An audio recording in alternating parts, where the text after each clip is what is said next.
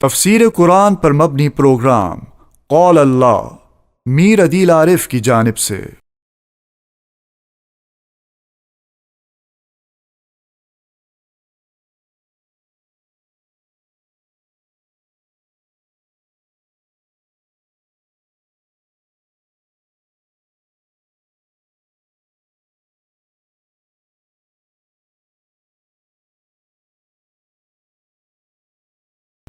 بسم اللہ الرحمن الرحیم۔ پروگرام قال اللہ میں آج ہم انشاءاللہ سورہ حجر کا پہلا رکوع ترجمے اور تفسیر کے ساتھ پڑھیں گے۔ علی حسب ترتیب سب سے پہلے رکوع کا لفظی ترجمہ اور اس کے بعد اس کی مختصر جیسی تشریح اور تفسیر ہوگی۔ اعوذ باللہ من الشیطان الرجیم۔ سورۃ الحجر، اس سورت کا نام حجر ہے۔ حجر ایک علاقے کا نام ہے جس کا ذکر آگے آخری رکوع سے پہلے رکوع میں آئے گا۔ مکیۃ، یہ سورت ہجرت سے قبل نازل ہوئی ہے۔ وہی 99 آیتاً، اور اس کی 99 آیتیں ہیں۔ وست رکوعات، اور اس سورہ حجر میں 6 رکوع ہیں۔ بسم اللہ الرحمن الرحیم، اللہ رحمان رحیم کے نام سے میں شروع کرتا ہوں۔ الف لام را، یہ حروف مقطعات میں سے ہیں اور اس کا معنی اللہ اور اس کے رسول ہی جانتے ہیں۔ تلک آیات الکتابی، یہ کتاب کی آیتیں ہیں۔ وقرآن مبین، اور واضح قرآن کی آیتیں ہیں۔ ربما یود الذین کفروا، بہت مرتبہ آرزو کریں گے وہ لوگ جنہوں نے کفر کیا، لو کانوا مسلمین، کہ کاش وہ مسلمان ہوتے۔ ذرہم، چھوڑ دیجئے انہیں، یاکلوا، کھائے، ویتمتعوا، اور فائدہ اٹھائے، ویلہہم الامل، اور ان کو آرزوؤں نے دھوکے میں ڈال دیا ہے۔ فسوف یعلمون، ان قریب یہ لوگ جان جائیں گے۔ وما اہلکنا من قریۃ، اور ہم نے ہلاک نہ کیا کسی بھی بستی کو، الا ولہا کتاب معلوم، مگر اس کا ایک وقت مقرر ہوتا۔ ما تسبق من امت، سبقت نہیں کرتی ہے کوئی بھی امت، کوئی بھی جماعت، اجلہا، اپنے اس وقت مقرر سے۔ وما یستاخرون، اور نہ وہ پیچھے رہ سکتے ہیں۔ وقالوا، اور ان کافروں نے کہا، یا ایہا الذی، اے وہ شخص، نزل علیہ ذکر، جس کے اوپر ذکر نازل کیا گیا، یعنی قرآن، انک لمجنون، بے شک تو دیوانہ ہے۔ لو ما تأتینا بالملائکۃ، تو کیوں نہیں لاتا ہمارے پاس فرشتوں کو، ان کنت من الصادقین، اگر تو سچوں میں سے۔ ما ننزل الملائکۃ، ہم نہیں اتارتے ہیں فرشتوں کو، الا بالحق، مگر حق کے ساتھ۔ وما كانوا اذا منظرین، اور تب وہ نہ ہوگے مہلت دیے ہوئے۔ انا نحن نزلنا الذکر، بے شک ہم نے ہی اتارا ذکر کو، یعنی قرآن کو، نصیحت کو۔ وَإِنَّا لَهُ لَحَافِظُونَ، اور ہم ہی ہیں حفاظت کرنے والے۔ وَلَقَدْ أَرْسَلْنَا مِن قَبْلِكَ، اور بالتحقیق ہم نے بھیجا تجھ سے پہلے، فی شیع الاولین، پہلی جماعتوں کے اندر بھی پیغمبروں کو۔ وما یأتیہم من رسول، اور نہ آیا ان کے پاس کوئی بھی رسول، الا کانوا بہ یستہزئون، مگر یہ اس کے ساتھ استہزاء کرتے رہے، مذاق اڑاتے رہے۔ کذالک نسلکہ، اسی طرح ہم اس استہزاء کو داخل کر دیتے ہیں، فی قلوب المجرمین، مجرموں کے دلوں میں، لا یؤمنون بہ، جس کی وجہ سے وہ ایمان نہیں لاتے اس کتاب پر، پیغمبروں کی تعلیمات پر۔ وقد خلت سنت الاولین، اور بالتحقیق گزر چکی پہلے لوگوں کا طریقہ۔ ولو فتحنا علیہم بابا من السماء، اور بالفرض اگر ہم کھول دیں ان کے اوپر ایک دروازہ آسمان سے، فظلوا فیہ یعرجون، پس شروع ہو جائے اس میں یہ لوگ چڑھنے لگے، لقالوا، تو البتہ کہیں گے، انما سکرت ابصارنا، ہماری آنکھیں بند کر دی گئی تھی، ہماری آنکھوں پر نظر بندی کر دی گئی تھی۔ بل نحن قوم مسحورون، بلکہ ہم ایسے لوگ تھے کہ جن پر جادو کیا گیا۔ یہاں پر سورہ حجر کا پہلا رکوع مکمل ہوا اور اس کی 15 آیتیں تام ہو گئی۔ سورہ حجر یہ مکی صورتوں میں سے ہے اور اس کا بھی موضوع وہی ہے جو اس سے پہلے سورہ ابراہیم کا موضوع رہا ہے، دونوں کا موضوع ایک ہی ہے۔ مکی صورتوں میں بلکہ جتنی بھی تقریباً مکی صورتیں ہیں وہ ساری کی ساری اشتراک موضوع کے اندر ایک ہی طرح ہے، سب موضوع کے اندر مشترک ہے۔ مکی صورتوں کا موضوع اس بات توحید ہوتا ہے، اس بات رسالت ہوتا ہے، اس بات کتاب اور اس بات قیامت۔ یہ 4 عناوین ہوتے ہیں جو مکی صورتوں میں پھیلے ہوئے ہوتے ہیں۔ پھر توحید کی جتنی اقسام ہیں، جیسے وجود باری تعالیٰ کہ اللہ تعالیٰ ہے، واجب الوجود ہے، اور اس میں ملحدین کے ساتھ اختلاف۔ پھر اللہ تعالیٰ جو ہے وہ ایک ہے، 2 نہیں ہیں، اس کے ساتھ پھر مجوسیوں کے ساتھ اختلاف۔ پھر اللہ جو ہے وہ صفات کے اندر یکتا ہے، اس نے اپنی صفات کسی کو نہیں دی، کوئی صفات میں اس کے ساتھ شریک نہیں ہے۔ پھر توحید کے اندر بحث آئے گی کہ اللہ تعالیٰ عبادت میں یکتا ہے، کوئی عبادت میں اس کے ساتھ شریک نہیں ہے۔ اللہ حکم میں یکتا ہے اور کوئی جو ہے اللہ تعالیٰ کے ساتھ حکم کے اندر، شریعت کے اندر، حلت اور حرمت کے اندر شریک نہیں ہے۔ یہ ساری ابحاث توحید میں، اور کہیں پر کسی توحید کو ثابت کیا جاتا ہے اور کسی شرک کی تردید کی جاتی ہے۔ کہیں توحید فی الذات کو ثابت کیا جائے گا اور شرک فی الذات کی تردید ہوگی، کہیں پر توحید فی الصفات، توحید فی العبادت کو ثابت کیا جائے گا، کہیں توحید فی الحکم اور تشریع کو ثابت کیا جائے گا، اور شرک فی التشریع کی، شرک فی العبادت کی اور شرک فی الصفات وغیرہ کی نفی ہوگی۔ تو یہ مختلف توحید کے جتنے پہلو ہیں سارے جو ہے وہ ان سے ابحاث کی جاتی ہے قرآن مجید کی مکی صورتوں میں۔ پھر اس کے بعد جو ہے توحید وہ معتبر ہے جو رسولوں کی تعلیمات سے معلوم ہو، ورنہ لوگوں نے اپنے طور پہ اللہ تبارک و تعالیٰ کو متعارف کروایا، اپنی عقلوں کے ذریعے ان کو پہچاننے کی کوشش کی، جس کی وجہ سے وہ گمراہی اور ضلالت میں پڑ گئے۔ اس لیے توحید کے بعد پھر رسالت ضروری ہے کہ اللہ تبارک و تعالیٰ کا تعارف رسول کراتا ہے، اللہ کے حقوق رسول بتلاتا ہے، کون سی چیز توحید ہے، کون سی چیز شرک ہے، یہ رسول بتلاتا ہے۔ پھر رسول چونکہ وہ ایک انسان ہے اور ایک خاص زمانے تک وہ رہتا ہے، تو اس کی تعلیمات کو باقی رکھنے کے لیے کتاب کی ضرورت پڑتی ہے۔ تو رسول پاک صلی اللہ علیہ وسلم کی تعلیمات چونکہ قیامت تک کے لیے ہیں، اس لیے آپ علیہ السلام کی تعلیمات کو قرآن مجید کے اندر جمع کیا، اس بات کتاب۔ یہ تیسرا عنوان ہوتا ہے۔ اور اس بات رسالت اور اس بات کتاب کے متعلق جتنے پھر مخالفین شبہات کرتے ہیں، اعتراضات کرتے ہیں، ان سب کا مدلل جواب دیا جاتا ہے اور سب اعتراضات کی تردید کی جاتی ہے۔ چوتھا عنوان جو ہے وہ جو تفصیل سے بیان کیا ہے قرآن نے اور آپ علیہ السلام نے، وہ ہے اس بات قیامت۔ پہلے انبیاء کرام نے قیامت کو اتنی تشریح اور تفصیل کے ساتھ بیان نہیں کیا تھا، بقول شاہ ولی اللہ محدث دہلوی کے، جتنا جو ہے قرآن نے اور پیغمبر علیہ السلام نے بیان کیا، اس کے جزیات تک ذکر کیے ہیں اور اس کے جو ہے لطیف اور چھوٹی چھوٹی باتیں تک جو ہے قیامت کے متعلق وہ بھی بتلا دیے۔ قیامت جو ہے پہلے 3 عقیدوں کے اندر قیامت کا عقیدہ مؤثر ہے۔ اگر کوئی شخص قیامت کا عقیدہ نہیں رکھتا اور آپ اس کو کہتے ہو بس آپ مر کر مٹی ہو جاؤ گے، فنا ہو جاؤ گے، آگے کوئی زندگی نہیں ہے، تو وہ سوچے گا کہ میں موحد بن کر زندگی گزاروں یا مشرک بن کر زندگی گزاروں، عمل رسول کی اطاعت میں کر کے زندگی گزاروں یا نافرمانی کر کے زندگی۔ جب مر کر ہی مٹی ہونا ہے تو پھر میں اپنی آزاد زندگی کیوں نہ گزاروں، پھر میں مشرک بن کر زندگی کیوں نہ گزاروں، پھر میں بدعمل بن کر زندگی کیوں نہ گزاروں۔ تو پہلے 3 عقیدوں کو مؤثر بنانے والی چیز وہ عقیدہ آخرت ہے۔ اگر عقیدہ آخرت نہیں ہوگا تو پہلے 3 جو عقیدے ہیں اس کا اثر جو ہے وہ کوئی کسی قسم کا اثر اس کا ظاہر نہیں ہوگا۔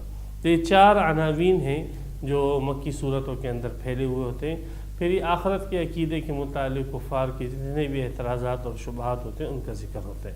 اب یہاں پر جیسے سورت کے شروع میں الف لام را، یہ تو حروف مقطعات میں سے، اس کا معنی اللہ اور اس کے رسول جانتے ہیں۔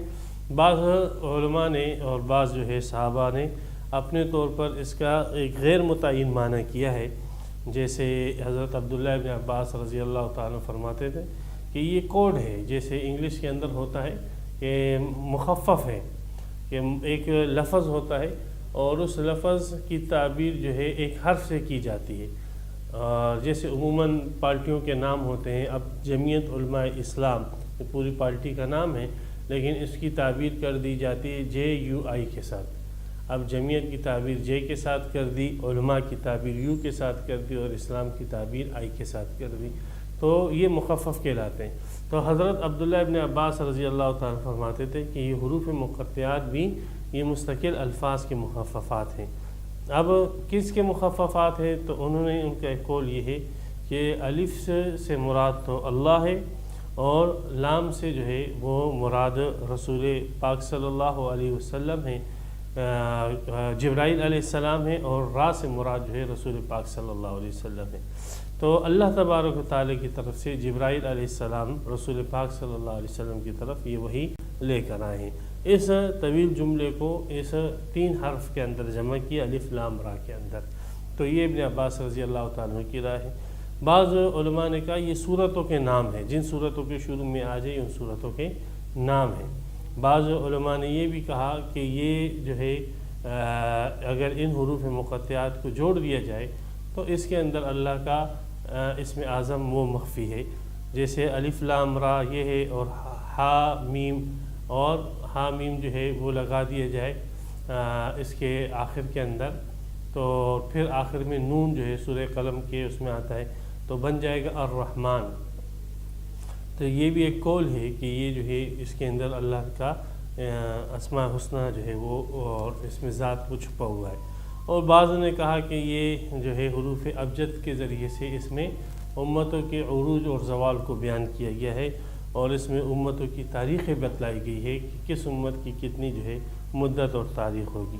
اور بعضوں نے کہا یہ اللہ تعالیٰ کے اسماء حسنہ ہیں۔ تو بہرحال یہ سارے جتنے بھی اقوال ہیں یہ سب غیر متعین اقوال ہیں، اور مشہور قول جمہور کا یہی ہے۔ حضرت ابوبکر صدیق رضی اللہ تعالیٰ عنہ فرماتے تھے کہ ہر کتاب میں کوئی نہ کوئی راز ہوتے ہیں، اور قرآن مجید میں راز کی بات وہ حروف مقطعات ہے۔ تلک آیات الکتاب۔ اب دیکھیں یہ جو عنوان تھا اثبات کتاب، وہاں سے شروع کیا جا رہا ہے کہ یہ آیتیں ہیں کتاب کی، یعنی وہ کتاب جو محمد صلی اللہ علیہ وسلم پر نازل ہوئی۔ تو اس کتاب کے اثبات میں خود بخود اثبات رسالت ہو جاتا ہے کہ جب آپ یہ مان لو کہ وہ کتاب ہے جو آسمان سے پیغمبر علیہ السلام پر نازل ہوئی ہے، تو آپ خود پیغمبر علیہ السلام کی رسالت کو بھی ماننا پڑے گا۔ یہ آیتیں ہیں کتاب کی، وقرآن مبین۔ کتابیں تو بہت ساری ہے، کون سی کتاب کی؟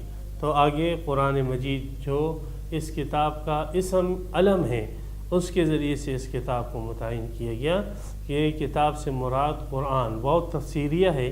کتاب سے مراد قرآن ہے، مبین جو واضح اور روشن ہے، جس کے اندر کسی قسم کا اخفا نہیں ہے، کوئی مغلق باتیں نہیں ہیں اس کے اندر، بلکہ جو بھی بنیادی باتیں ہیں، ضروری باتیں ہیں انسان کو دنیا اور آخرت میں کام آنے والی، اس کو اللہ تعالیٰ نے بالکل 2 اور 2 4 کی طرح واضح کر کے بتلا دیا ہے کہ ایک عام آدمی بھی ترجمے کے ذریعے سے اللہ کی ان باتوں کو سمجھ سکتا ہے، اس میں کوئی پیچیدگی نہیں رکھی۔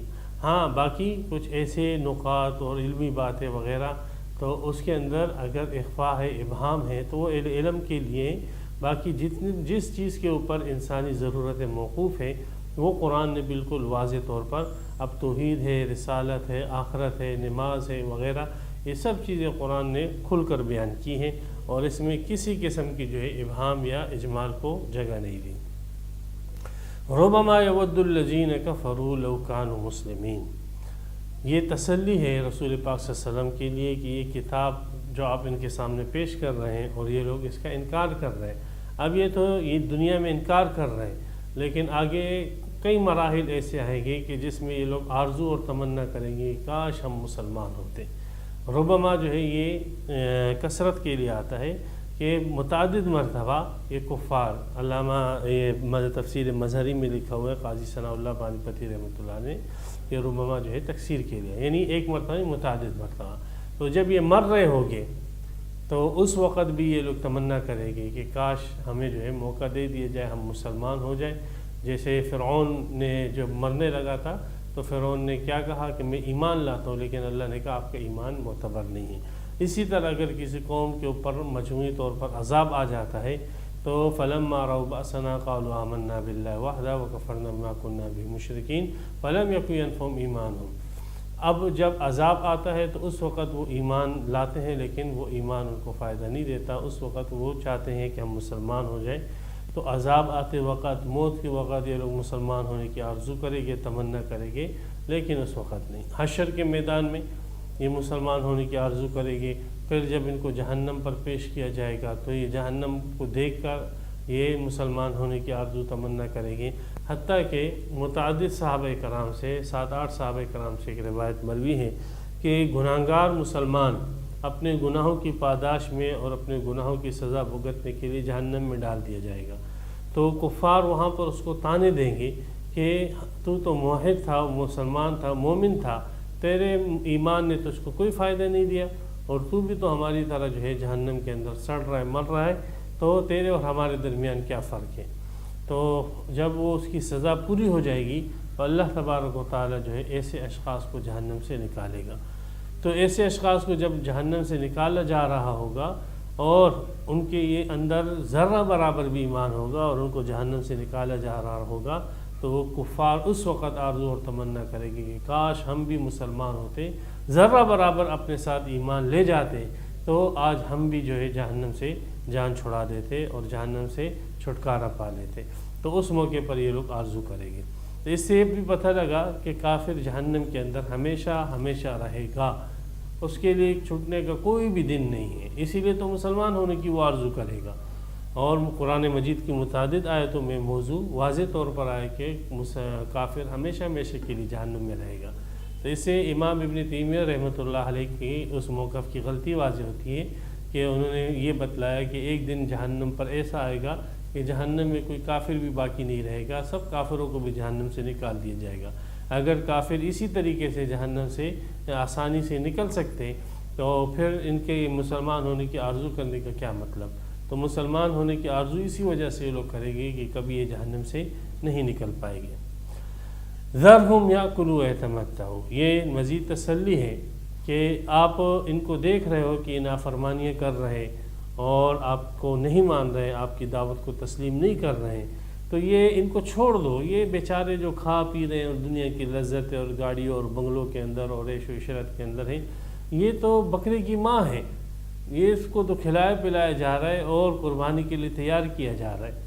ان کو چھوڑ دو. ان بیچاروں کی کیا ہے، 20-30-40 سال تک جو ہے وہ یہ عیش و عشرت، پھر ہمیشہ کی جو ہے پھر اندھیری رات ہے، پھر کبھی ان کی زندگی میں صبح ہونے والی نہیں ہے.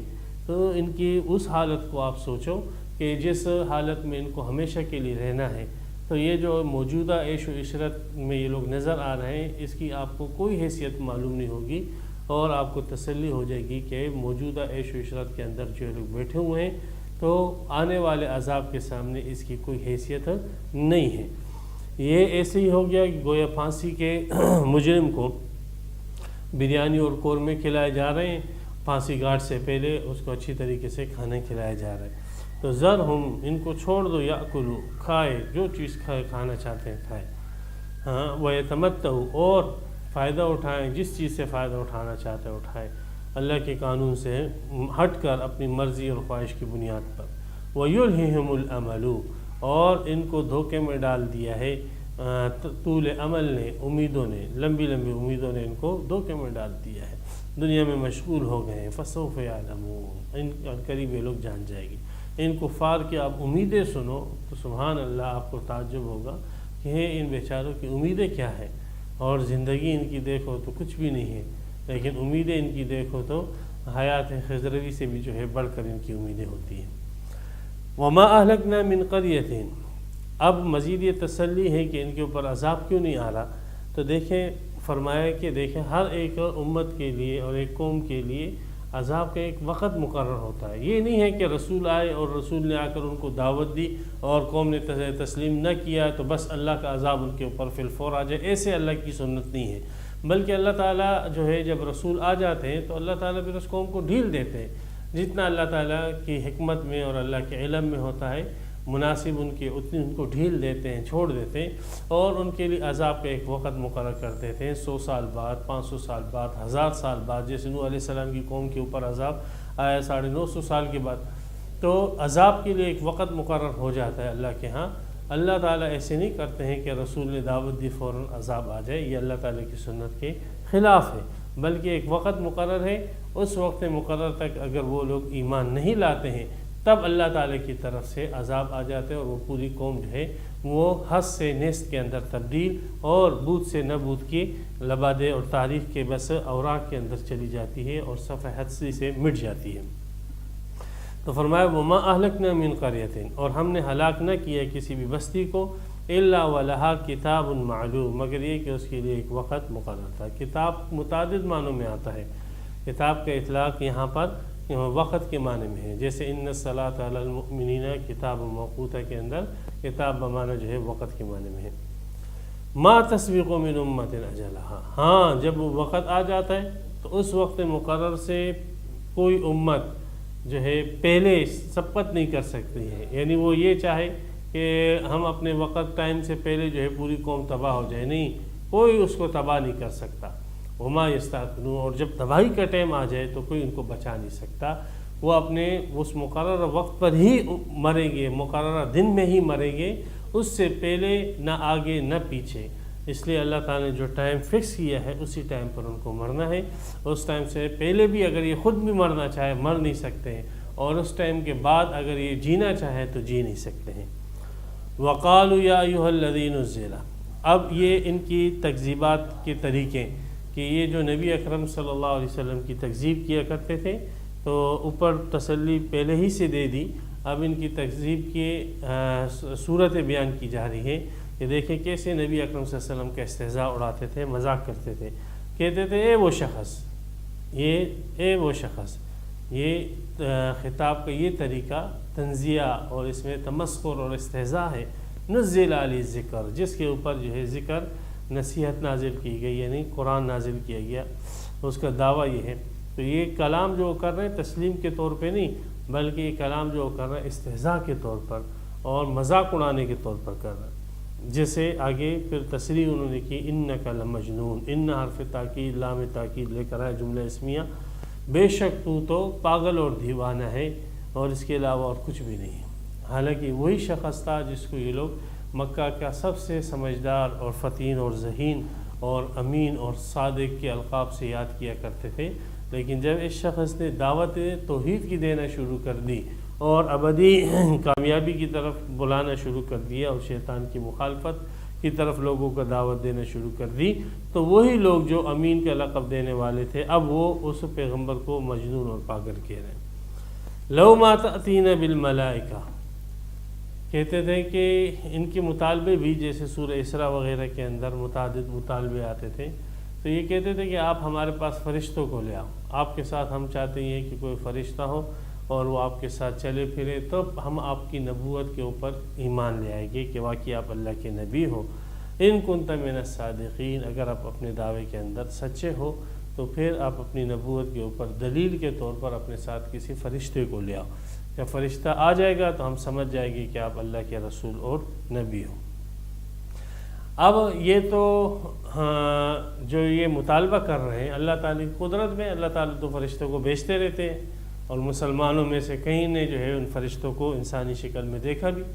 یہ تو کوئی اچنبے کی بات نہیں تھی، مطالبہ تو کوئی مسئلہ نہیں، لیکن اس مطالبے سے ان کا مقصد ماننا نہیں تھا، بلکہ یہ عناد کے طور پہ، ضد کے طور پر اس قسم کے مطالبے کیا کرتے تھے. اگر فرشتہ ان کو دکھا بھی دیا جاتا جیسے ولو اننا کے اندر ہے، تب بھی یہ لوگ جو ہے کبھی بھی ایمان نہیں لاتے. جیسے اللہ نے فرمایا وَلَوْ أَنَّنَا نَزَّلْنَا إِلَيْهِمُ الْمَلَائِكَةَ وَكَلَّمَهُمُ الْمَوْتَى وَحَشَرْنَا عَلَيْهِمْ كُلَّ شَيْءٍ قُبُلًا مَا كَانُوا لِيُؤْمِنُوا، اگر ہم ان کے مطالبے کے مطابق فرشتوں کو اتار بھی دیتے نا، تب بھی یہ لوگ ما كانوا لِيُؤْمِنُوا ایمان نہیں لاتے. اس لیے کہ ان کا مقصد ان قسم کے مطالبوں سے یہ نہیں تھا کہ ایمان ہم لے آئے گے، بلکہ مقصد تنگ کرنا اور پریشان کرنا تھا۔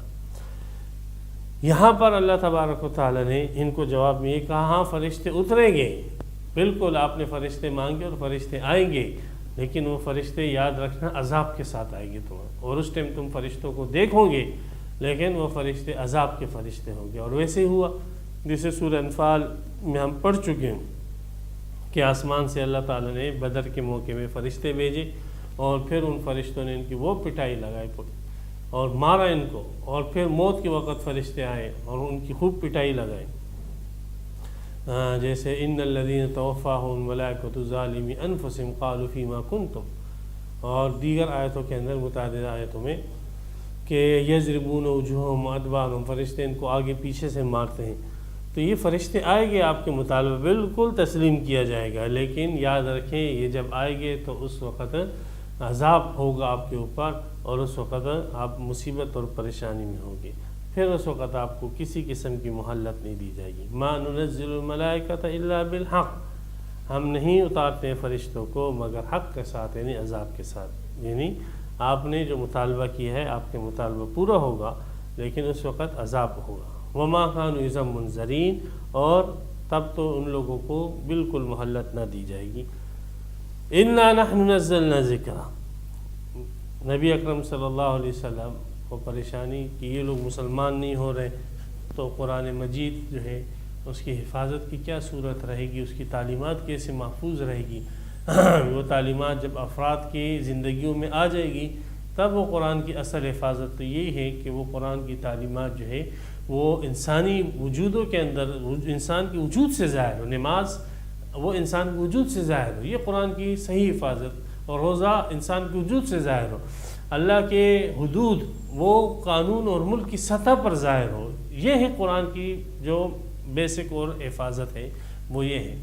تو یہ کفار ہیں، اور پورے 13 سال آپ علیہ السلام نے مکہ کے اندر تبلیغ کی، اور زیادہ سے زیادہ مسلمان 150 کے قریب مسلمان ہوئے، اور اتنے بچے تو دن کے اندر مشرکین کے ہاں پیدا ہو جاتے تھے۔ تو آپ علیہ السلام ایک طرف کفار کا تناسب دیکھ رہے ہیں کہ کس تیزی سے یہ لوگ بچے پیدا ہو رہے ہیں کافر، اور دوسری طرف مسلمان ہونے کے تناسب کو دیکھ رہے ہیں۔ تو آپ علیہ السلام کو یہی پریشانی تھی کہ دین کی حفاظت کی شکل کیا بنے گی اور قرآن کی حفاظت کی شکل کیا بنے گی۔ تو اللہ تبارک و تعالیٰ نے تسلی دی، انا نحن نزلنا الذکر، اس قرآن کو، اس ذکر کو ہم نے اتارا، وَإِنَّا لَهُ لَحَافِظُونَ، اور ہم ہی اس کے حفاظت کرنے والے ہیں۔ تو قرآن مجید کی اللہ تبارک و تعالیٰ نے الفاظ کے اعتبار سے بھی حفاظت کی، قرآن مجید کے الفاظ محفوظ ہیں، بالکل ایسے نہیں ہے جیسے روافظ کہتے ہیں کہ قرآن مجید کے الفاظ میں تحریف کر دیا ریاض باللہ صحابہ کرام نے، اور کیا نام ہے تبدیلی کر دی، اور یہ قرآن 40 پاروں کا تھا اور ایسے تھا، اور اس میں جو آل بیت کے متعلق آیتیں تھی وہ صحابہ کرام نے خارج کر دی۔ لعنت اللہ علی کذبہم وخذلہم اللہ، یہ جھوٹ اور افتراء جو ہے رافضی باندھتے ہیں اور قرآن کا انکار کرتے ہیں۔ اللہ تبارک و تعالیٰ نے اس آیت کے اندر حفاظت کی ذمہ داری خود لی ہے، تو اس میں رافضیوں کا بھرپور رد ہو رہا ہے، اور رافضیوں کے ان اقوال کو آج کل عیسائی لوگ لے کر، رافضیوں کی ان بکواسات کو لے کر عیسائی لوگ وہ اسلام کے اوپر کیچڑ اچھالتے ہیں، اور کہتے ہیں کہ ایک مسلمانوں کا ایک فرقہ ہے جو اس قرآن کو محفوظ نہیں سمجھتا، حالانکہ اس فرقے کا اسلام کے ساتھ کسی قسم کا کوئی تعلق نہیں ہے۔ کلمے سے لے کر، پیدائش سے لے کر جنازے تک، موت تک، اور موت کے بعد کے نظریات تک، کسی بھی چیز کے اندر یہ فرقہ جو ہے اور یہ جماعت جو ہے وہ اسلام کی کسی بھی چیز کے اندر مشابہت نہیں رکھتی ہیں، اور ان کا بالکل اسلام کے مقابلے میں ایک نیا مذہب اور دین ہے، اسلام کے مخالفت میں ایک نیا مذہب اور دین ہے۔ جو قرآن مجید کے اندر تحریف مانے تو پھر اس آدمی کا اسلام کے ساتھ کیا تعلق رہ سکتا ہے؟ لیکن یہ ایسے بدبخت ہیں کہ اپنے اس گندے نظریے کو اپنے عوام سے چھپانے کے لیے جھوٹ موٹ کہتے ہیں کہ ہم قرآن کو مانتے ہیں، تقیہ کرتے ہیں، تقیہ کی چادر اوڑھ کر یہ اپنے عوام کو پاگل بناتے ہیں، اس لیے کہ عوام جو رافضی ہیں، عوام الناس جو رافضی ہیں، تو ان کو تو انہوں نے یہ پاگل بنایا ہے کہ ہم لوگ اہل بیت سے محبت کرتے ہیں اور یہ مسلمان اہل بیت سے محبت نہیں کرتے ہیں، تو اور یہ اہل بیت سے نفرت کرتے ہیں، اس وجہ سے یہ ہماری مخالفت کی وجہ یہ نہیں ہے۔ اہل بیت ہمارے ایمان کا حصہ ہے، اہل بیت سے بغض رکھنے والا کافر ہے۔ حضرت علی، حضرت حسنین، حضرت فاطمہ رضوان اللہ تعالیٰ علیہم اجمعین، ان کے متعلق برا سوچنے والے کا ایمان اور اسلام کے ساتھ کوئی تعلق نہیں، یہ اختلاف نہیں ہے، جھوٹ ہے، بکواس ہے۔ اصل اختلاف یہ ہے کہ یہ لوگ قرآن مجید کو محرف مانتے ہیں، قرآن مجید کو تبدیل شدہ مانتے ہیں، تو ایسے لوگ کیسے مسلمان کہا جائے؟ تو ان لوگوں کی بدبختی یہ ہے کہ یہ اپنے عقیدوں کو چھپاتے ہیں، اپنے عوام سے بھی چھپاتے ہیں، ورنہ ان کے عوام جو ہے وہ خود ان کے جو پنڈت ہیں اور ان کے جو پادری ہیں اور ان کے جو بڑے ہیں اور ان کے جو مجتہد ہیں، ان کے سروں پر جوتے مارے اگر یہ اپنے اس عقیدے کو کھول دے، واضح کر دیں۔ تو بہرحال اس آیت کے اندر اس گندے فرقے کی جو ہے تردید کی گئی۔ وَلَقَدْ أَرْسَلْنَا مِن قَبْلِكَ، یہ مزید تسلی رسول پاک صلی اللہ علیہ وسلم کو کہ بالتحقیق ہم نے رسول بھیجے آپ سے پہلے، فی شیع الاولین، پہلی جماعتوں کے اندر۔ شیعہ جمع شیعہ کی، شیعہ کہتے ہیں ایک جماعت کو کہ جو جماعت جو ہے نظریات کے اوپر، کسی نظریے کے اوپر جمع اور متفق ہو، تو ایسی جماعت کو جو ہے وہ شیعہ کہا جاتا ہے۔ تو شیع الاولین، پہلی جماعتیں جو گزر چکی ہیں، ان کی طرف بھی ہم نے رسول بھیجے، لیکن ان کا رویہ بھی وہی رہا جو رویہ جو ہے وہ مشرکین مکہ کا آپ کے ساتھ رہا ہے، اور یہ کوئی نئی بات نہیں ہے۔ انبیاء کرام کے ساتھ ہمیشہ ہر دور کے اندر مشرکین اور کافروں کا یہی روش اور یہی طریقہ رہا ہے، تو یہ کوئی نئی بات نہیں ہے۔ آپ کے ساتھ بھی ان مشرکین نے وہی طریقہ اختیار کیا ہے جو ان کے باپ دادوں نے اپنے وقت کے اندر اپنے انبیاء کرام کے ساتھ اختیار کیا تھا۔ وہ طریقہ کیا تھا، وہ روش کیا تھی؟ وَمَا يَأْتِي مِن رَسُولٍ، اور ان جماعتوں میں سے کسی کے پاس کوئی رسول نہیں آتا، إِلَّا كَانُوا بِهِ يَسْتَهْزِئُونَ، مگر یہ اس کا مذاق اڑاتے تھے، انکار کرنے سے بڑھ کر اس کا مذاق اڑاتے تھے۔ كَذَلِكَ نَسْلُكُهُ، اسی طرح ہم داخل کر دیتے ہیں یہ کفر، یہ پھر اللہ تبارک و تعالیٰ جو ہے، دیکھو اگر آپ گندم بوگے تو اللہ گندم اگوا دے گے، اللہ تو خالق ہے۔ آپ کانٹے دار چیز بوگے تو اللہ تعالیٰ کانٹے دار درخت اگا دے گے۔ اگر آپ کفر کے اسباب اختیار کرو گے، اللہ تعالیٰ آپ کے دل میں کفر داخل کرے گے۔ اگر آپ ایمان کے اسباب اختیار کرو گے تو اللہ آپ کے دل میں ایمان پیدا فرمائے گا۔ اللہ تو کریٹر ہے، خالق ہے۔ تو انہوں نے کفر کے اسباب کو اختیار کیا، تو اللہ فرماتے کذالک نسلکہ، اسی طرح ہم اس کفر کو، استہزاء کو، انکار رسول کو داخل کر دیتے ہیں فی قلوب المجرمین، مجرموں کے دلوں میں، اس لیے کہ انہوں نے اسی انکار کے اسباب کو اختیار کیا ہوتا ہے۔ لا یؤمنون بہ، پھر جب یہ کفر ان کے دلوں میں داخل ہو جاتا ہے تو اس کے نتیجے میں یہ لوگ ایمان اس پر، کتاب پر، رسول پر نہیں لاتے۔ وقد خلت سنت الاولین، اور بہت سارے پہلو کی روش یہ گزر چکی ہے آپ کے سامنے۔ نوح علیہ السلام، ہود علیہ السلام، صالح علیہ السلام، شعیب علیہ السلام کے واقعات متعدد مرتبہ گزر چکے ہیں، اور ان کے قوموں کی روش بھی آپ کے سامنے گزر چکی ہے۔ وَلَوْ فَتَحْنَا عَلَيْهِمْ بَابًا مِنَ السَّمَاءِ، یہ لوگ تو فرشتے کی بات کر رہے ہیں، فرشتہ کھیل رہے ہیں، لیکن اگر ہم خود ان کو فرشتوں کے پاس پہنچا دیں اور آسمان میں ان کو پہنچا دے، فرشتوں کی مجلس میں، ملائے اعلیٰ میں ان کو پہنچا دے، پھر بھی یہ لوگ جو ہے ایمان نہیں لائیں گے۔ یہ ایسے بے ایمان لوگ ہیں، اور یہ لوگ جو ہے قسم کھا کر بیٹھے ہیں کہ ہم نے ایمان نہیں لانا ہے۔ تو اس لیے آپ تسلی رکھیں کہ یہ معجزہ جو آپ کے ہاتھ پہ ظاہر نہیں کیا جا رہا ہے فرشتے کے ساتھ ہونے کا، تو اس لیے نہیں کہ اللہ تبارک و تعالیٰ کو اس پہ قدرت نہیں، بلکہ اس لیے کہ ان کا مقصد ایمان لانا نہیں ہے، محض ضدی ہے اور کچھ بھی نہیں۔ تو فرمایا وَلَوْ فَتَحْنَا عَلَيْهِمْ بَابًا مِنَ السَّمَاءِ، اگر ان پر کھول دیں ہم ایک دروازہ آسمان سے، اور فَظَلُّوا فِيهِ يَعْرُجُونَ، اور اس دروازے میں یہ لوگ چڑھنے لگے اور خود فرشتوں کے پاس پہنچ جائے، ملا اعلیٰ میں پہنچ جائے۔ اس سے پتہ لگا آسمان میں دروازے بھی ہیں، اور حدیث معراج سے بھی اس کا ثبوت ملتا ہے۔ جب آپ علیہ السلام معراج میں اپنے وجود اطہر کے ساتھ جو ہے گئے تھے، تو ہر آسمان کو آپ علیہ السلام جب جاتے، جبرائیل علیہ السلام کھٹکھٹاتے تو دروازہ کھول دیا جاتا اور آپ علیہ السلام اوپر تشریف لے جاتے۔ تو اگر ان کے ساتھ بھی ہم ایسے ہی معاملہ کریں کہ ان کو ہم آسمان میں پہنچا دیں، لقالو، تو کہیں گے انما سکرت ابصارنا، ہماری آنکھوں کو بند کر دیا گیا۔ سکارا کے معنی ہے بند کر دینا، بند وغیرہ کو بند کر دینا، اس کے لیے سکر کا لفظ آتا ہے۔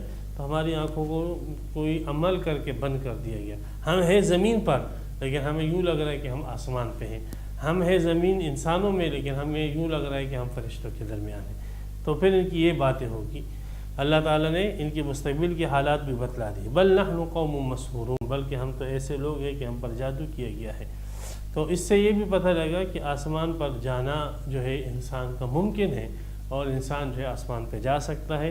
ایسے کوئی محال بات نہیں ہے. اللہ تبارک و تعالیٰ نبی اکرم صلی اللہ علیہ وسلم کو آسمان پہ لے گئے. حضرت عیسیٰ علیہ السلام کو زندہ آسمان پر اٹھا لیا. آسمان پہ جانا یہ کوئی ایسی بات نہیں ہے کہ جس کے متعلق یہ کہا جائے کہ کیسے ہو سکتا ہے کہ انسان آسمان پہ چلا جائے، وہاں پہ آکسیجن نہیں ہے، وہاں پہ فلاں چیز نہیں ہے، فلاں چیز نہیں ہے وغیرہ. تو بھائی یہ چیزیں جو ہے یہ ساری کی ساری چیزیں اپنا اثر دکھانے میں اللہ کے حکم کے پابند ہیں. تو جب اللہ تعالیٰ ہی کسی کو لے جانا چاہے تو پھر یہ سب چیزیں جو ہے یہ اپنے اس سے ہٹ جاتی ہے اور اللہ تعالیٰ کے حکم کے تابع ہو کے چلتی ہے. تو بہرحال یہاں پر اس سورہ حجر کا پہلا رکوع مکمل ہوا. اس کی 15 آیتیں تام ہوئیں. اللہ تبارک و تعالی ہمیں قرآن کی صحیح فہم عطا فرمائے اور قرآن پر ہمیں عمل کرنے کی توفیق عطا فرمائے. وآخر دعوانا الحمدللہ رب العالمین. تفسیر قرآن پر مبنی پروگرام قول اللہ میر عدیل عارف کی جانب سے